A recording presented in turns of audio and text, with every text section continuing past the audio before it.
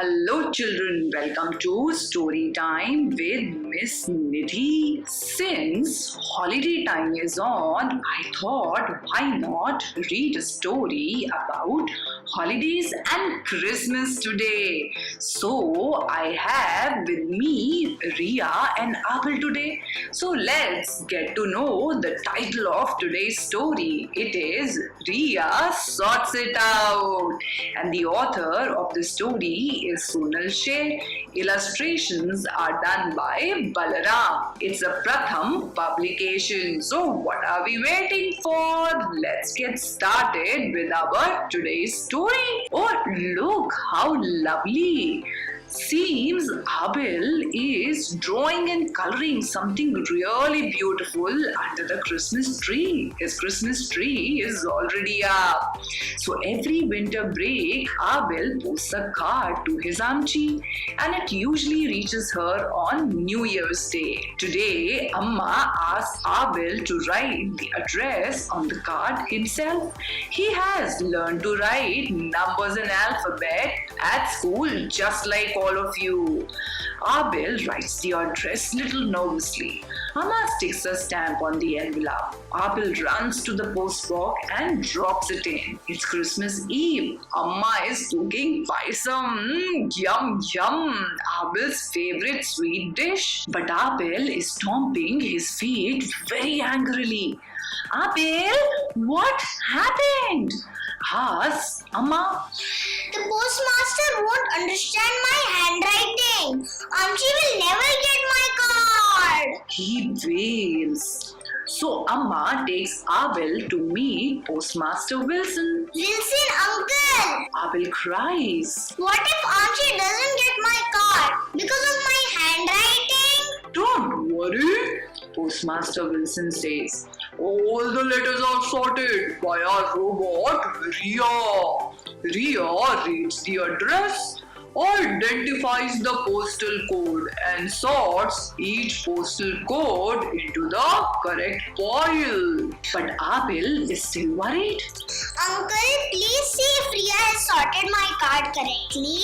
Postmaster Wilson looks for the letter and finds it in the right box. Amma looks at the card. Abel's 7 looks like a 1. Then how did it land in the right box? Abel is surprised. Ria sorted your card correctly because it learned by looking at the handwriting of millions of people, says Postmaster Wilson. That is why it could understand your 7 even though it looked like a 1. Ria is so smart, says Abel. It's because Ria keeps learning from numerous examples every day.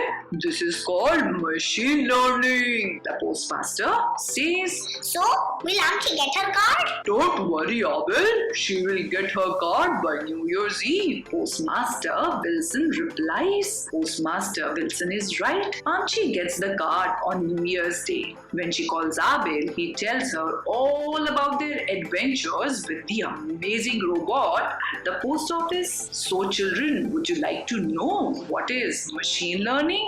Let me share with you all. When we are born, there are very few things we know how to do. As we grow up, we learn new things. Like us, computers can learn through experience and learn to do a task without being told how to do it. For example, if we want a computer to tell the difference between a cow and a cat, it needs to be shown thousands of pictures of cats and cows. The computer will study the pictures and soon work out for itself that cats are small and cows are large, or that cats have shorter noses than cows. The more picture of cows and cats a computer studies, the few mistakes it makes telling them apart.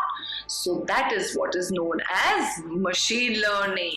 Children, this book is a work of fiction. Though the technology depicted in the book exists, the characters, situations, and events are entirely made up in this story. I hope you understand the difference between fiction and non-fiction. If not, let me know.